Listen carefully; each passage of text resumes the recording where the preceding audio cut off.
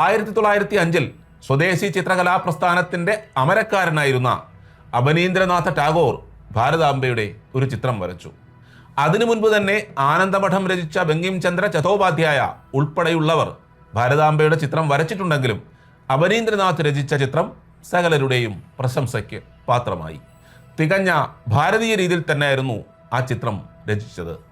കേസരി വസ്ത്രമണിഞ്ഞ ഭാരതമാതാവിൻ്റെ 4 കൈകളിൽ ജപമാലയും നെൽക്കതിരുകളും ശുഭ്രവസ്ത്രവും ഗ്രന്ഥവും പിടിച്ചിരുന്നു.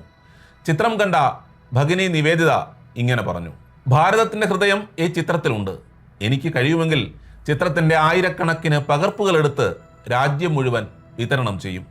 ഒരു കൂലിക്കാരൻ്റെ കുടിയിലായാലും കൈപ്പണിക്കാരൻ്റെ കുടിലായാലും കേദാരനാഥം മുതൽ കന്യാകുമാരി വരെയുള്ള ഓരോ ഭവനങ്ങളുടെയും ഭിത്തിയിൽ ഈ ചിത്രം ഉണ്ടായിരിക്കണം. ആ അമ്മയുടെ പവിത്രതയും വിശുദ്ധിയും ചിത്രത്തെ നോക്കുന്ന ഓരോരുത്തരുടെയും മനസ്സിൽ പതിയണം. പിന്നീട് അവിടുന്നുള്ള ചരിത്രം നമുക്കെല്ലാം അറിയാവുന്നതാണ്. വിനായക ദാമോദര സവർക്കർ മുതൽ ജവഹർലാൽ നെഹ്റു വരെയുള്ള എല്ലാ ദേശീയ നേതാക്കളും അവരവരുടെ സംസ്കാരത്തിനും സങ്കല്പത്തിനും ഉതകുന്ന രീതിയിൽ വന്ദേമാതരവും ജയ് ഹിന്ദും ഭാരതമാതാവ് വിജയിക്കട്ടെ എന്നുമുള്ള മുദ്രാവാക്യങ്ങൾ ഉപയോഗിച്ചിട്ടുണ്ട്.